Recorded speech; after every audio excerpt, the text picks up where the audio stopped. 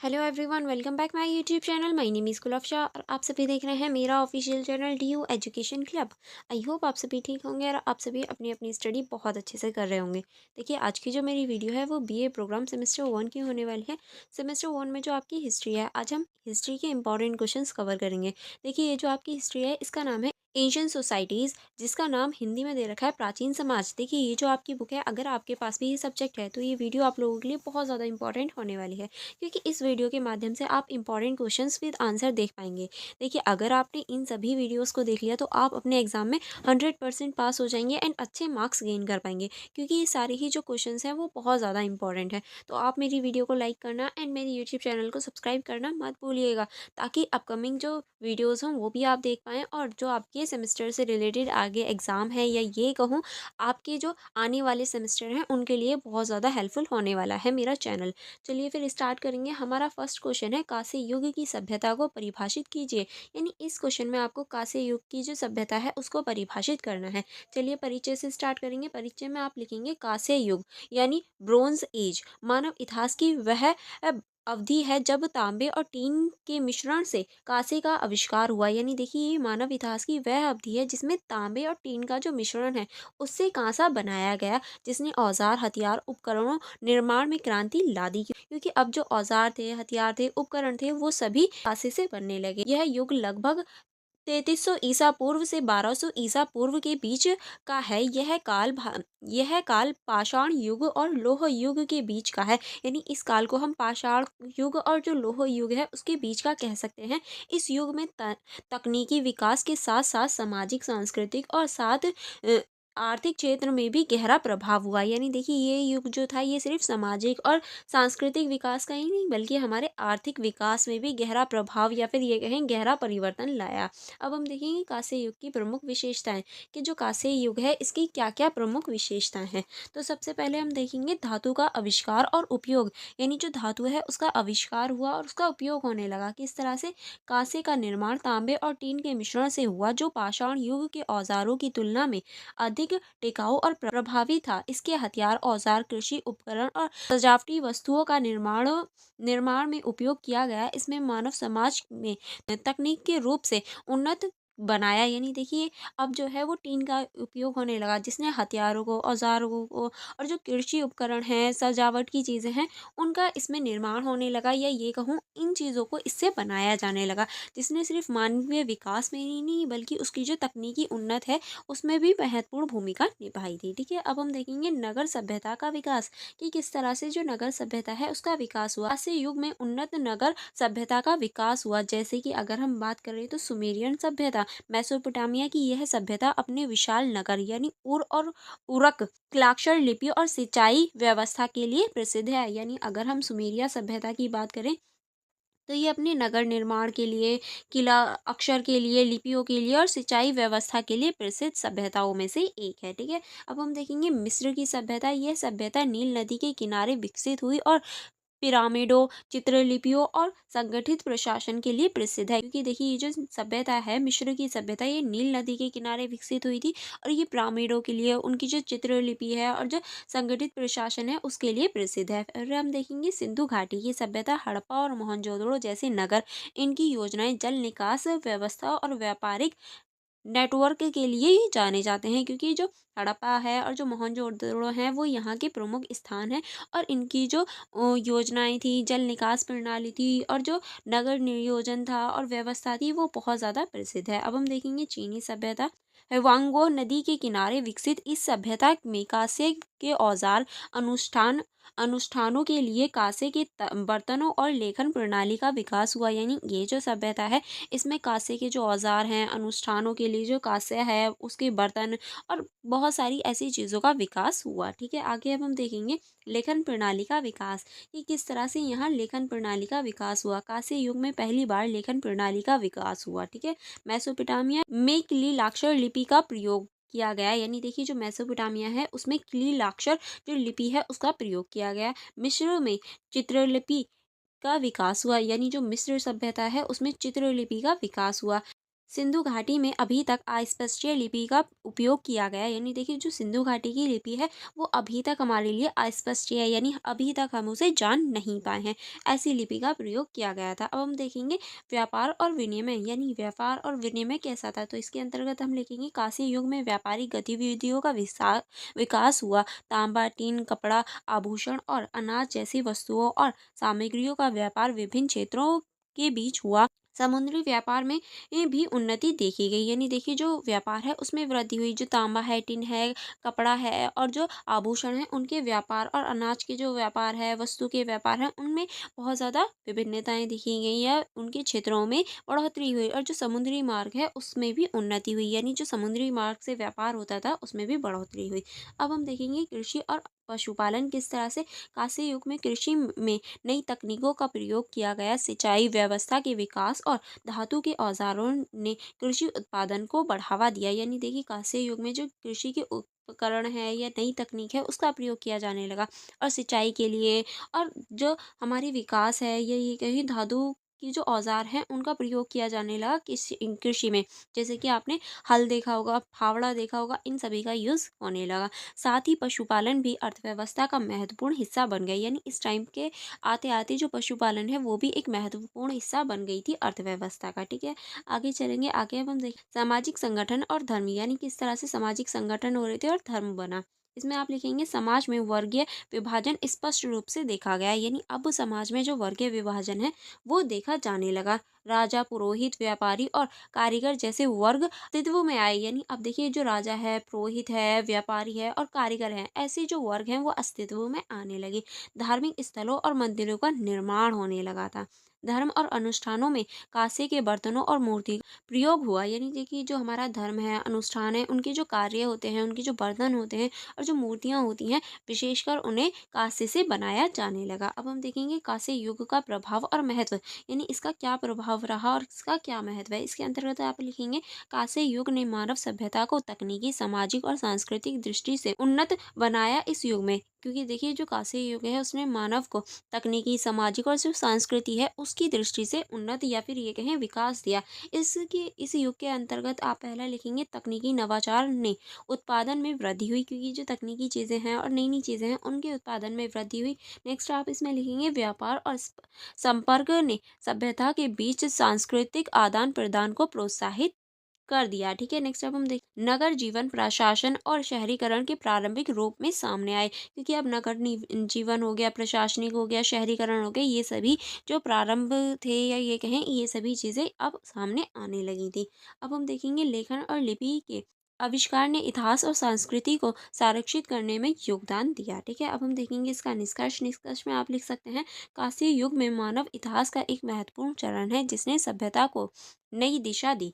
इस युग में विज्ञान, कला, वास्तुकला और समाज व्यवस्था में कई पहलुओं का विकास हुआ। कांस्य युग की उपलब्धियां आधुनिक सभ्यता के विकास की नींव मानी जा सकती हैं। यानी देखिए जो कांस्य युग की उपलब्धियां हैं वो आधुनिक जो समाज है या ये कहें आधुनिक जो सभ्यता है उसकी नींव मानी जा सकती है। क्योंकि यहीं से जो सारी चीज़ों का विकास होना शुरू हुआ था। ठीक है, नेक्स्ट क्वेश्चन की तरफ चलेंगे। नेक्स्ट क्वेश्चन है हमारा समकालीन समाज पर धातु प्रौद्योगिकी का क्या प्रभाव पड़ा। यानी जो समकालीन समाज था उसका जो धातु प्रौद्योगिकी है उसका क्या प्रभाव पड़ा।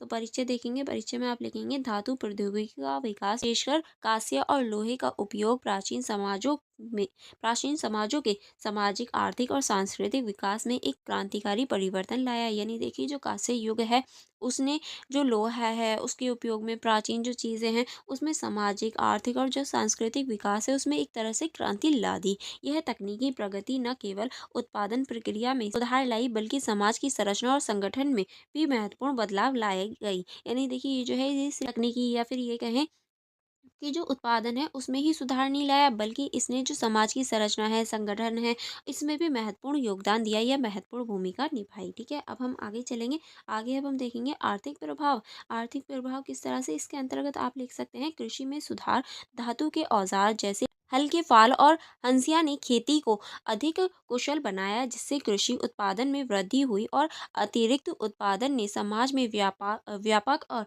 विनिमय को बढ़ा दिया। यानी देखिए इसने जो व्यापार है, जो अतिरिक्त चीज़ें हैं उनको भी बढ़ा दिया। अब हम देखेंगे उद्योग और कारीगरी किस तरह से धातु उद्योगिकी के कारण शिल्पकला में उन्नति हुई, यानी जो शिल्पकला थी वो भी बढ़ने लगी। धातु के उपकरण, हथियार और आभूषण बनाए जाने लगे, जिससे शिल्पियों और व्यापारियों का एक नया वर्ग विकसित हुआ। यानी देखिए जो धातु है अब उससे हथियार हो गए या फिर ये कहें आभूषण हो गए वो बनने लगे, जिसकी वजह से जो शिल्पकारी है या ये कहें जो व्यापारी वर्ग है एक नया वर्ग विकसित हो गया, जिसकी वजह से जो रोजगार है या फिर ये कहें जो व्यक्ति हैं उनकी भूमिका बढ़ने लगी। अब हम देखेंगे सामाजिक प्रभाव, यानी इसका समाज पर क्या प्रभाव पड़ा। तो पहले हम देखेंगे वर्गीय विभाजन, किस तरह से धातु की उपलब्धता और उससे जुड़े उद्योगों ने समाज में वर्ग विभाजन को जन्म दिया, क्योंकि देखिए इसकी जो उपयोगिता है उसने जो समाज है उसमें वर्ग जो विभाजन है उसको बढ़ावा दिया।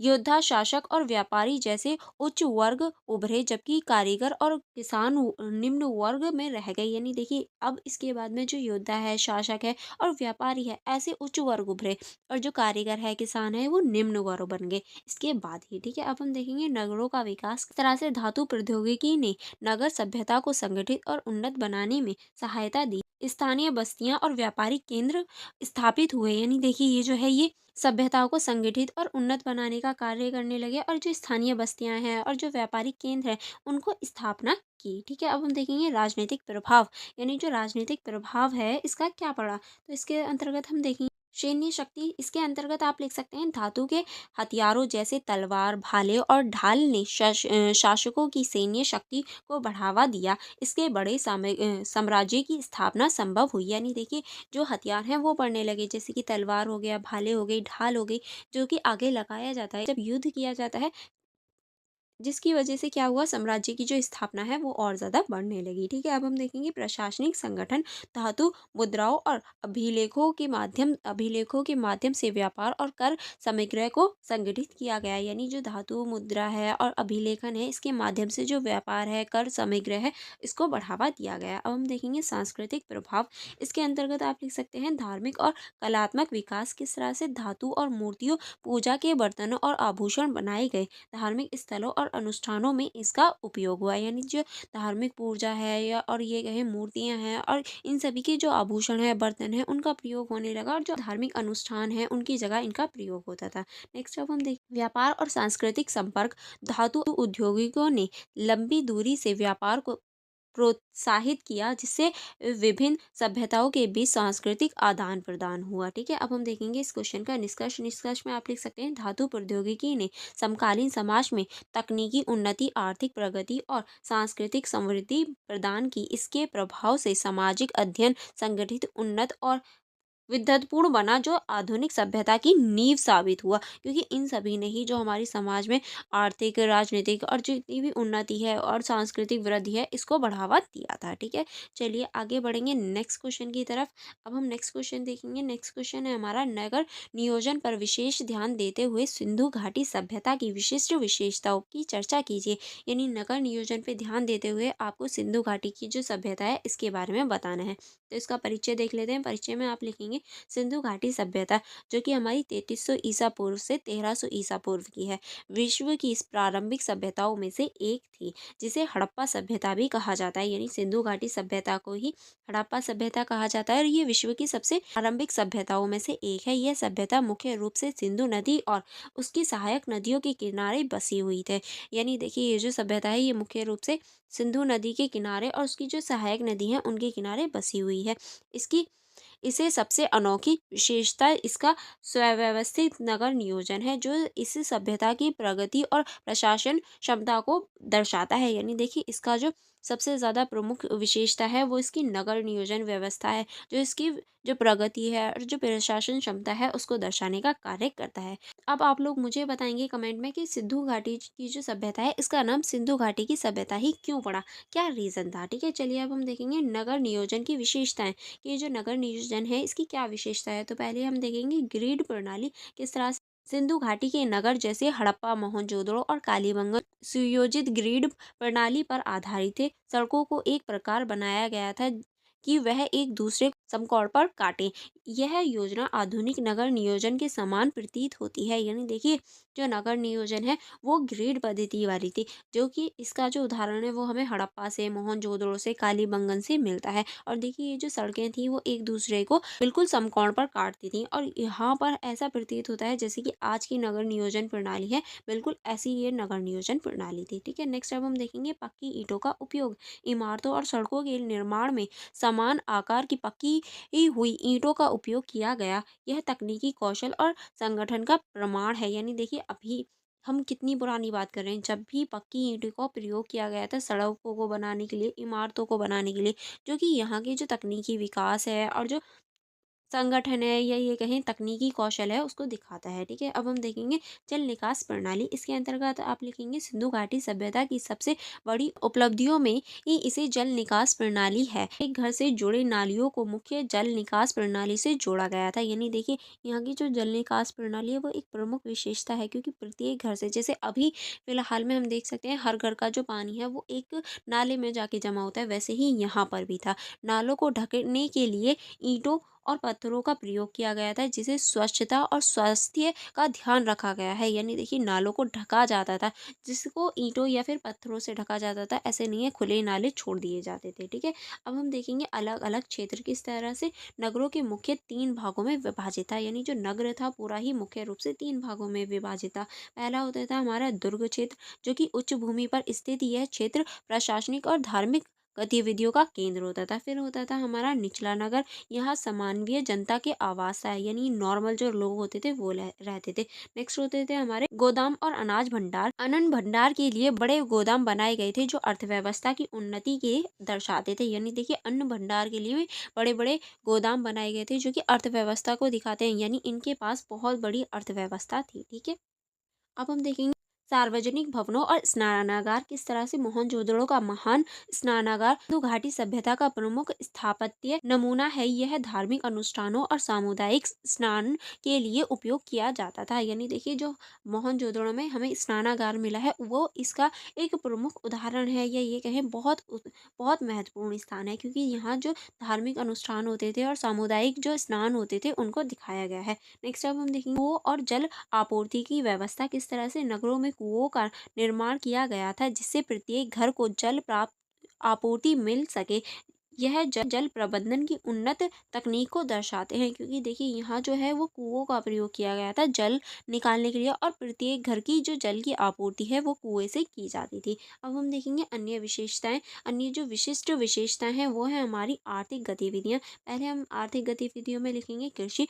प्रमुख फसलों में गेहूं, जौ और कपास की शामिल होती थी, या ये कहें कपास की खेती थी। व्यापार में कहेंगे तो आंतरिक और बाहरी व्यापार के लिए सिंधु घाटी के लोग जल और स्थल मार्ग का प्रयोग करते थे। यानी ये आंतरिक तो व्यापार करते ही थे, साथ में बाहरी व्यापार भी करते थे, वो भी जल और स्थान की जो मार्ग होता है उसके माध्यम से। अब हम देखेंगे शिल्पकला। मोतियां, टेराकोटा और धातु के आभूषण और मूर्तियां बनाई जाती थी। यानी मोती हो गए, टेराकोटा हो गए, इन सभी की आभूषण और मूर्तियां बनती थी। अब हम देखेंगे सामाजिक संरचना। समाज वर्गीय विभाजन स्पष्ट था, यानी जो समाज था वो वर्गों में विभाजित था। मकानों के आकार से सामाजिक असमानता का पता चल सकता है, क्योंकि मकान छोटे बड़े देखे जा सकते हैं। नेक्स्ट अब हम देखेंगे धार्मिक जीवन किस तरह से मातृ देवी की पूजा और शिव जैसे देवताओं की आरंभिक अवधारणा इस सभ्यता में पाई गई है। यानी देखिए, जो मातृ देवी हैं या ये कहें जो शिव है, इनकी जो आरंभिक अवधारणा है वो यहाँ पाई जाती है, जिससे हमें पता चलता है कि ये लोग इनकी पूजा करते थे। पशुपति मोहर और विभिन्न अनुष्ठानों से धार्मिक आस्थाओं का पता चलता है। यानी देखिए, यहाँ की जो मोहरें मिली हैं उन पर पशुपति के चिन्ह मिले हैं, जिसकी वजह से यहाँ के जो धार्मिक आस्थान थे या ये कहें धार्मिक जो मान्यता है उनका पता चलता है। अब हम देखेंगे लिपि और लेखन। इसके अंतर्गत आप लिखेंगे सिंधु घाटी की लिपि अभी तक पूरी तरह से समझी नहीं जा सकती है। यानी देखिए, यहाँ की जो लिपि है वो अभी तक भी पूरी तरीके से समझी नहीं गई है। मोहरों और बर्तनों पर अंकित चित्रलिपि आर्थिक और धार्मिक संदर्भों में उपयोग होती है। यानी देखिए, इनकी जो चित्र है या ये कहें जो लिपि मिली है वो हमें हमें धार्मिक और जो आर्थिक अनुसंदर्भ हैं उनसे पता चलती है। और देखिए, यहाँ की जो लिपि थी वो राइट टू लेफ्ट लिखी जाती थी, यानी कोई भी हम लाइन लिख रहे हैं तो पहले ये लाइन ऐसे लिखी जाएगी और फिर यहाँ से स्टार्ट होके ये लाइन वापस जाएगी, फिर यहाँ से स्टार्ट होके ये लाइन इस तरह से, यहाँ की जो लिपि है वो इस तरह से लिखी हुई है। ठीक है, अब हम देखेंगे इस क्वेश्चन का निष्कर्ष। क्या आप इस क्वेश्चन के निष्कर्ष में क्या लिख सकते हैं? सिंधु घाटी सभ्यता का नगर नियोजन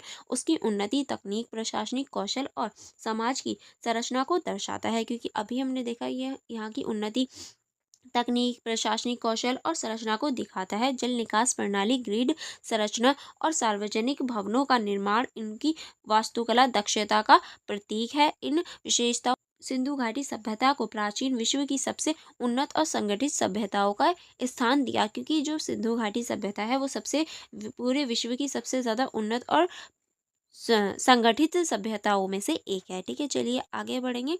आगे अब हम नेक्स्ट क्वेश्चन की तरफ चलेंगे। नेक्स्ट क्वेश्चन है हमारा, मेसोपोटामिया में समाज, अर्थव्यवस्था और धर्म की प्रमुख विशेषताओं का वर्णन कीजिए। यानी जो मेसोपोटामिया है, यहाँ के जो समाज है उसमें जो आर्थिक व्यवस्था है, धर्म की जो प्रमुख व्यवस्था है या ये कहें विशेषता है, उनके बारे में आपको बताना है। चलिए देख लेते हैं इसका जो परिचय है। इसके परिचय में आप लिखेंगे मेसोपोटामिया जो टिग्रिस और यूफ्रेस नदियों के बीच स्थित है। यानी जो मेसोपोटामिया की सभ्यता थी वो टिग्रिस और यूफ्रेस जो नदियां हैं उनके बीच स्थित थी। विश्व की सबसे प्राचीन सभ्यताओं में से एक थी। इस सभ्यता की शुरुआत लगभग 3000 ईसा पूर्व मानी जाती है। यानी देखिए मेसोपोटामिया की सभ्यता पूरे विश्व की सबसे पुरानी सभ्यताओं में से एक है। यानी 3000 ईसा पूर्व मानी जाती है। मेसोपोटामिया में सुमेरियन, अकादियन, बेलोनियम और असीरियन सभ्यताओं ने समाज, अर्थव्यवस्था और धर्म को गहराई से प्रभावित किया। यानी मेसोपोटामिया में ही ये सारी सभ्यताएं थी जो इसको समाज और आर्थिक रूप से और धार्मिक रूप से गहराई से प्रभावित करती हैं।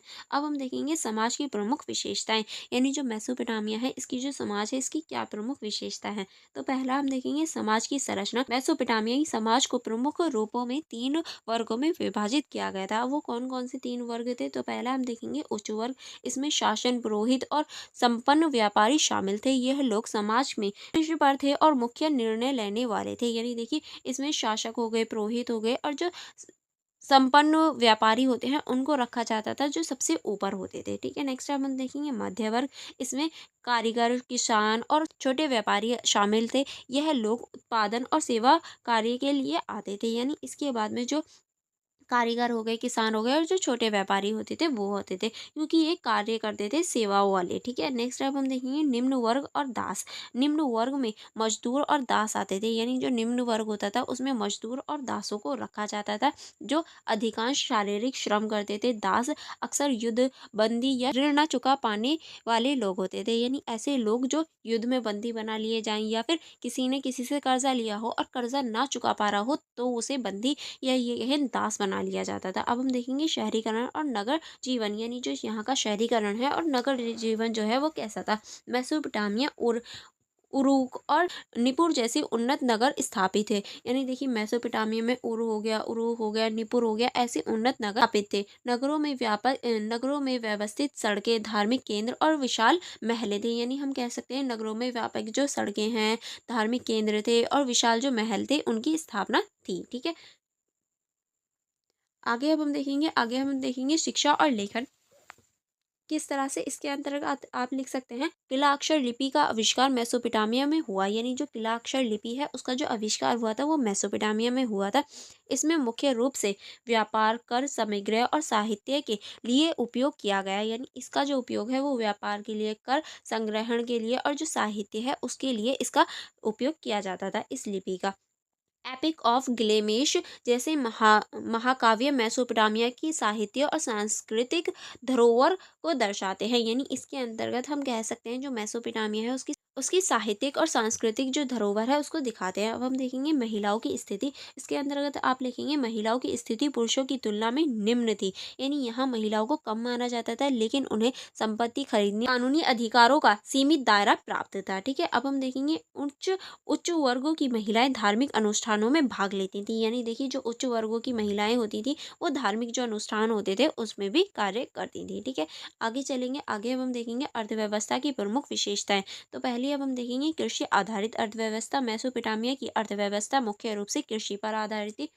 टिग्रिस और यूफ्रेस नदियों के किनारे सिंचाई प्रणाली विकसित हुई क्योंकि यही ये जो मेसोपोटामिया की सभ्यता इन्हीं नदियों के पास में बसी हुई थी। गेहूं, जौ, खजूर और सब्जियों की फसलें होती थी। यानी इस सभ्यता में मुख्य रूप से गेहूं हो गया, जौ हो गया और खजूर हो गया और सब्जी हो गई। इन फसलों की ये मुख्य रूप से उगाई जाती थी या ये फसलें की जाती थी। अब हम देखेंगे व्यापार और वाणिज्य। मेसोपोटामिया व्यापार का एक प्रमुख केंद्र था। व्यापार के लिए भूमि और जल मार्गों का उपयोग किया जाता था। यानी भूमि से भी और जल मार्गों से भी व्यापार किया जाता था।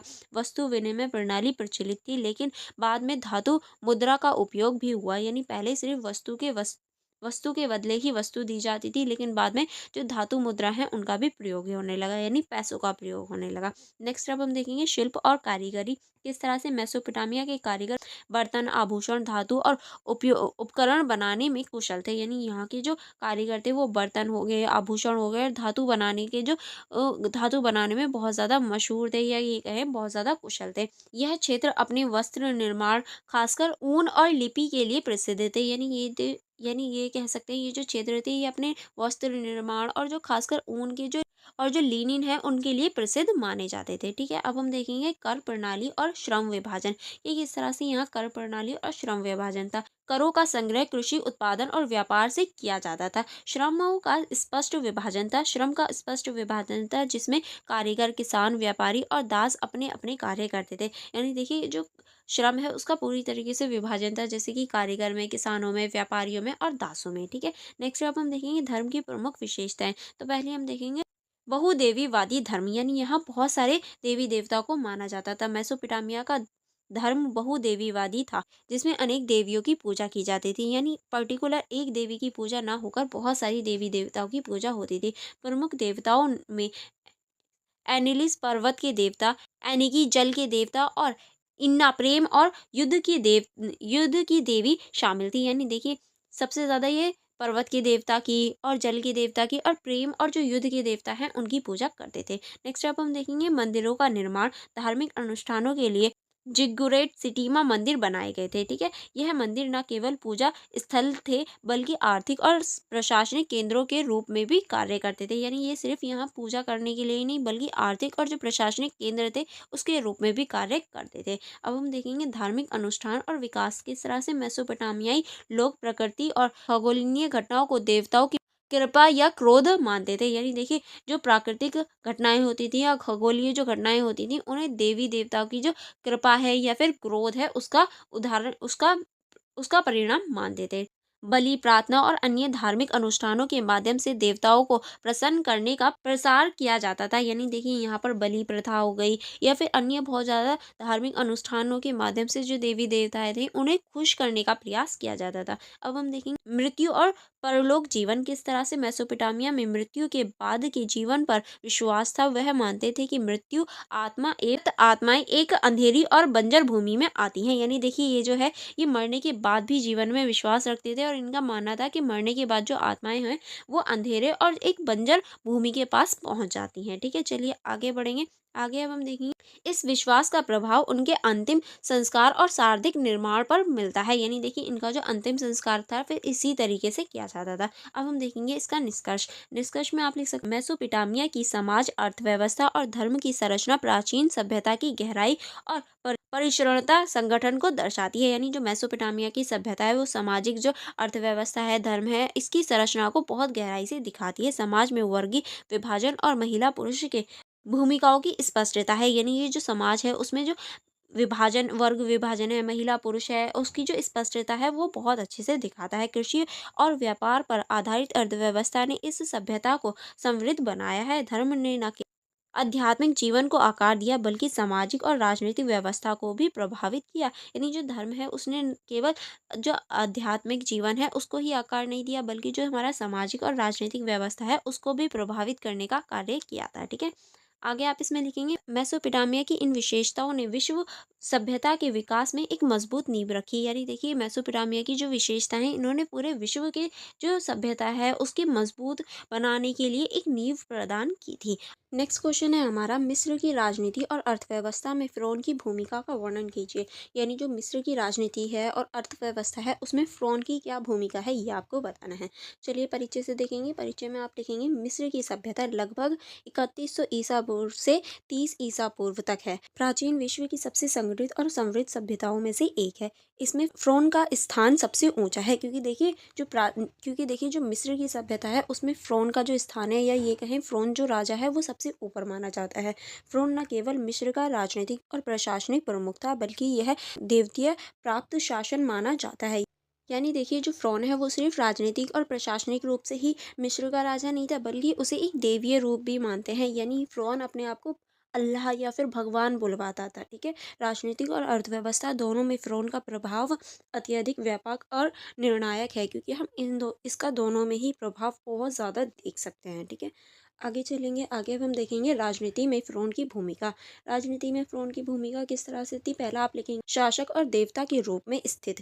किस तरह से ये एक शासक और एक देवता के रूप में स्थित था। किस तरह से फ़िरौन मिस्र का सर्वोच्च शासक था और उसे ये देवताओं का प्रतिनिधि माना जाता था। उसे सूर्य देवता रा का पुत्र समझा जाता था। यानी देखिए फ़िरौन जो है वो एक राजा तो था, लेकिन उसे देवताओं का प्रतिनिधित्व माना जाता था, और जो सूर्य देव हैं उनका जो पुत्र है रा, वो माना जाता था कि ये सूर्य देवता का पुत्र है रा। तो इसलिए जो फ़िरौन है उसकी ये जो इम्पोर्टेंस थी वो बहुत ज़्यादा थी। उसके आदेश को ईश्वरीय आदेश समझा जाता था, जिसे चुनौती देना असंभव था। यानी फ़िरौन के आदेश को ईश्वर का आदेश मान लिया जाता था, जिसे चुनौती कोई भी नहीं दे सकता। फिर ईश्वर के क्या आदेश को कोई चुनौती देता है, इसी तरीके से फ़िरौन को माना जाता था। नेक्स्ट अब हम देखेंगे सैन्य शक्ति का नेतृत्व। किस तरह से फ़िरौन मिस्र की सेना का सर्वोच्च कमांडर था, क्योंकि राजा था तो सबसे ऊपर था। वह साम्राज्य की सीमाओं का विस्तार करने और विदेशी आक्रमणों से सुरक्षा सुनिश्चित करने के लिए सैन्य अभियान का नेतृत्व करता था, क्योंकि देखिए विदेशों से जो आक्रमण होता था उन सभी से बचाने का भी कार्य करता था। अब हम देखेंगे युद्ध में जीते गए क्षेत्र और संपत्ति से साम्राज्य की शक्ति और संपन्नता बढ़ाती थी, क्योंकि ये युद्ध में जो भी जीतता था, कहीं से भी संपत्ति या कुछ भी जीतता था, उससे राज्य की जो शक्ति है और जो संपन्नता है उसको बढ़ाने का कार्य करता था। अब हम देखेंगे कानूनी और प्रशासन, यानी कानून और जो प्रशासन में इसकी भूमिका है। इसके अंतर्गत हम देखेंगे फ़िरौन सभी कानूनों और प्रशासन निर्णयों का अंतिम स्रोत था। यानी अगर फ़िरौन ने कुछ कह दिया तो वही अंतिम निर्णय होगा। वह न्याय का संरक्षक था और देश में शांति और व्यवस्था बनाए रखने के लिए उत्तरदायी था, क्योंकि जिस तरह से एक राजा देश में या फिर राज्य में अपने शांति बनाने का कार्य करता है, वैसे ही फ़िरौन भी करता था। अब हम देखेंगे मिस्र का प्रशासनिक ढांचा फ़िरौन के अधीन था, जिसमें उसे सलाह देने और शासन चलाने के लिए अमात्य, पुरोहित और अधिकारी नियुक्त किए गए थे। यानी देखिए फ़िरौन को भी सलाह देने वाले कुछ लोग थे, जैसे कि अमात्य हो गए, पुरोहित हो गए या फिर अधिकारी हो गए, इनको नियुक्त किया जाता था। अब हम देखेंगे धार्मिक और सांस्कृतिक नेतृत्व कि फ़िरौन ने किस तरह से धार्मिक और सांस्कृतिक नेतृत्व ले रखा था। फ़िरौन धार्मिक अनुष्ठानों का प्रमुख था। वह सभी धार्मिक गतिविधियों की निगरानी करता था और देवताओं को प्रसन्न करने के लिए भव्य मंदिरों का निर्माण करता था। यानी फ़िरौन जो है वो सभी का प्रमुख माना जाता था, और जो देवताएं होते हैं उनको प्रसन्न करने के लिए मंदिरों का निर्माण भी करता था। फ़िरौन ने सांस्कृतिक और स्थापत्य गतिविधियों को प्रोत्साहित किया, जैसे पिरामिड और भव्य मंदिर का निर्माण। यानी देखिए जो फ़िरौन है उसने बहुत सारी ऐसी चीज़ें बनवाई, जैसे कि आप पिरामिड कह सकते हैं या फिर भव्य जो मंदिर हैं उनका निर्माण कह सकते हैं। आपने मूवीज़ वगैरह में देखा होगा, इस तरह से 3 ट्रायंगल हैं जो कि हमारी बहुत ज़्यादा इम्पोर्टेंट भूमिका निभा रहे होते हैं। इनका जो राज है वो अभी भी पता नहीं चला ये किस तरह से बने हैं, या इतने बड़े बड़े पत्थर कैसे आए, किस तरह से इन लोगों ने बनाया। तो ये फ़िरौन का है ही है, ये कहें फ़िरौन ने ही बनवाए थे। ठीक है।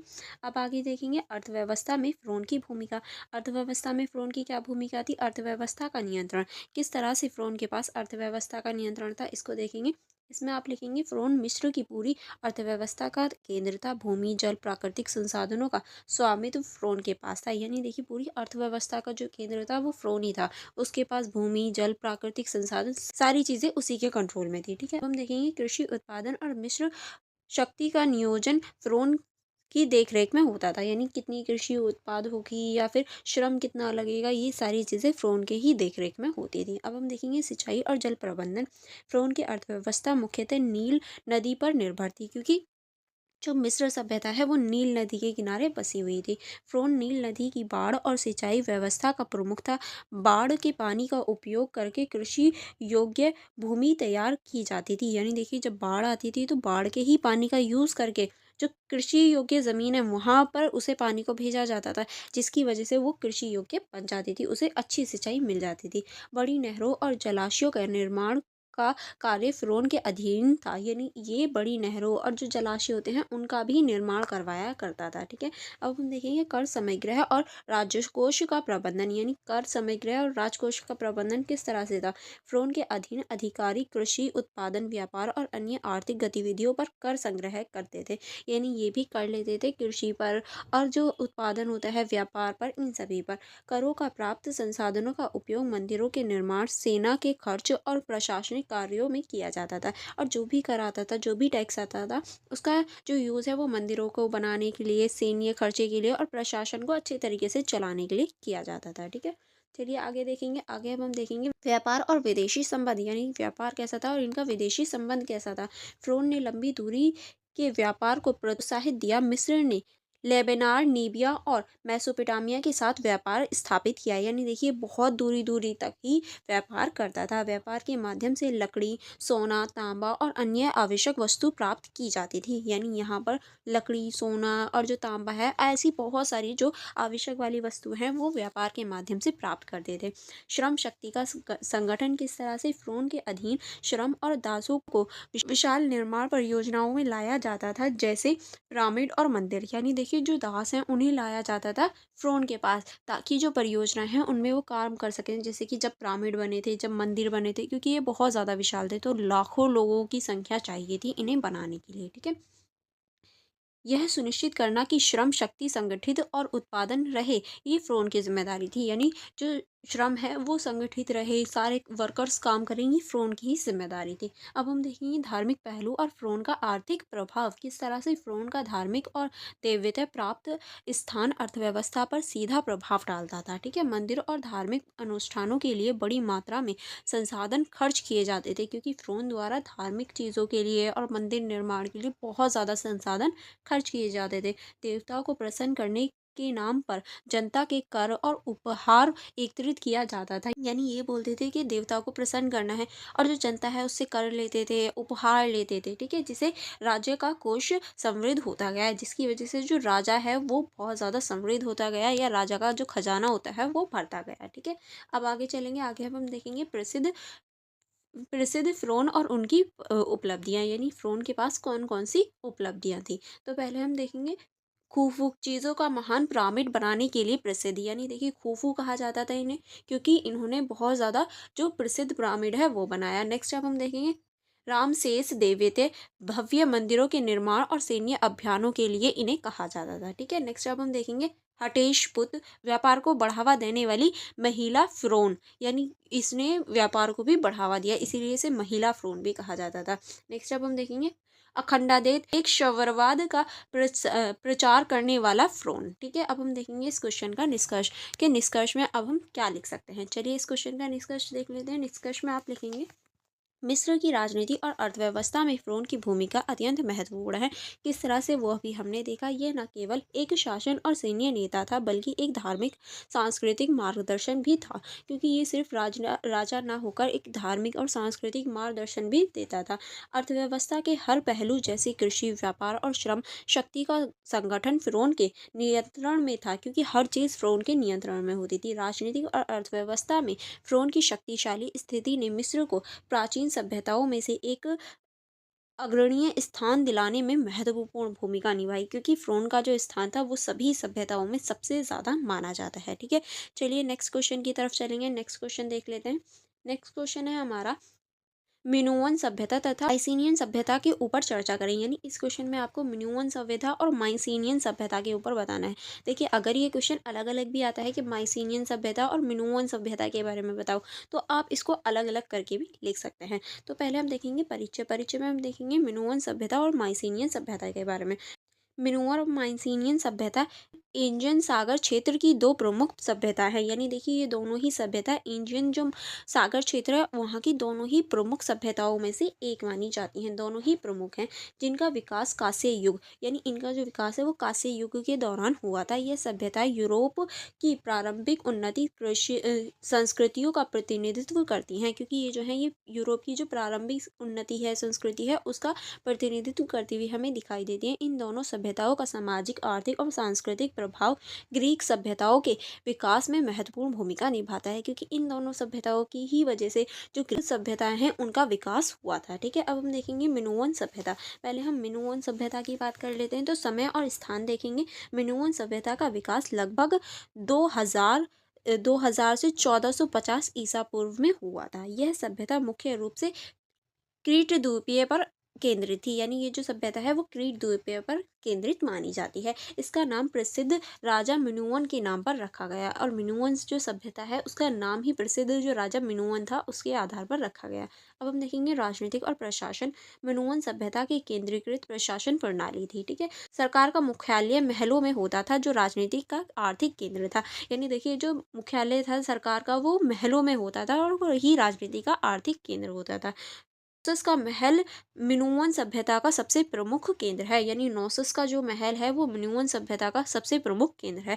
वहीं सबसे ज़्यादा जो राजा बैठा करता था। ठीक है, अब हम देखेंगे अर्थव्यवस्था और व्यापार कि यहाँ का जो अर्थव्यवस्था थी और यहाँ का जो व्यापार था वो कैसा था। मिनोअन सभ्यता की अर्थव्यवस्था समुद्री व्यापार पर आधारित थी, क्योंकि जो भी व्यापार होता था वो समुद्र के आधार पर होता था। ये सभ्यता तांबा, टीन और आभूषणों के व्यापार के लिए मिस्र, सीरिया और मेसोपोटामिया जैसे क्षेत्रों के साथ व्यापार संबंधित रखती थी। यानी देखिए ये जो है तांबा, टीन और आभूषणों का व्यापार करते थे, जो जो कि ये मिस्र से करते थे, सीरिया से, मेसोपोटामिया जैसे क्षेत्रों से करते थे।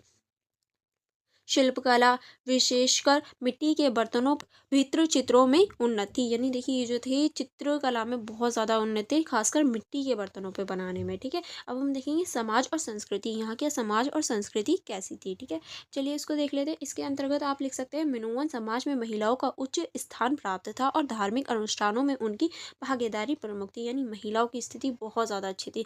यहाँ इन्हें उच्च स्थान पर रखा जाता था। धार्मिक अनुष्ठानों में भी ये पार्टिसिपेट करती थी। कला और स्थापत्य में उनकी उत्कृष्टता दिखाई देती है।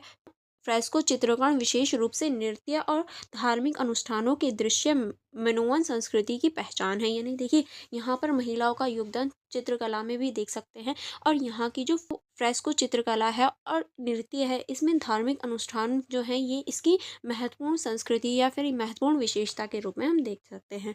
धार्मिक जीवन में प्रकृति और देवी देवताओं की पूजा महत्वपूर्ण थी। यानी अगर हम धार्मिक की बात करें तो यहाँ पर देवी देवता हैं और जो प्रकृति है उसकी पूजा मेनली करी जाती थी। अब हम देखेंगे पतन कि इतनी अच्छी सभ्यता थी तो इसका पतन कैसे हुआ। मिनोअन सभ्यता का पतन लगभग 1450 ईसा पूर्व में हुआ। इसमें मुख्य कारण प्राकृतिक आपदाएं यानी ऐसी चीज़ें जो प्रकृति द्वारा हुए, जैसे कि भूस्खलन हो गया, तूफान हो गया, बाढ़ हो गई, ऐसी चीज़ें हुई जिसकी वजह से जो मिनोअन सभ्यता थी वो कहीं ना कहीं नष्ट हो गई। और माइसिनियन सभ्यता का द्वारा आक्रमण माना जाता है और ये माना जाता है या तो प्राकृतिक आपदा आई होगी या फिर जो मिनोअन सभ्यता है उस पर माइसिनियन सभ्यता ने आक्रमण कर दिया होगा। इसी वजह से जो मिनोअन सभ्यता है वो खत्म हो गई। अब हम देखेंगे माइसिनियन सभ्यता।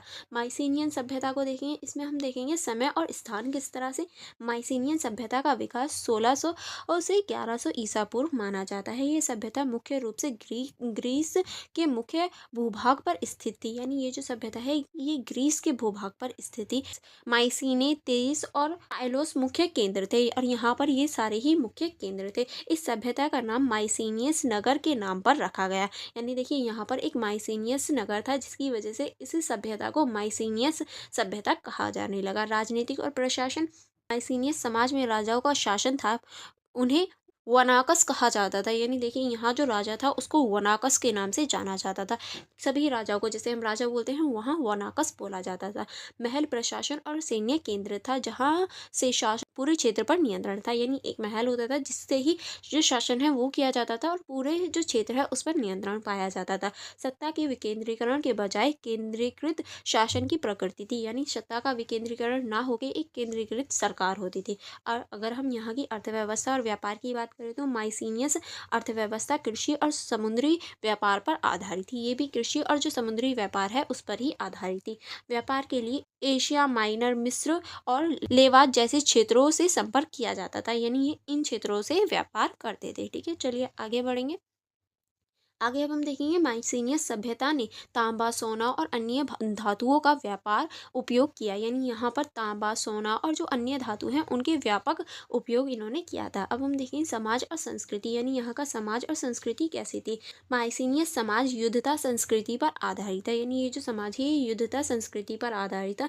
माइसीनियस वस्तुओं में किलाबंद महलों और मकबरों का निर्माण महत्वपूर्ण था, यानी यहाँ पर जो वस्तुकला है वो किलेबंद महलें और जो मकबरे हैं उनको बनाया जाता था। इस सभ्यता ने रेखिक बी लिपि का विकास किया, जिसे ग्रीक भाषा का प्रारंभिक रूप माना जाता है।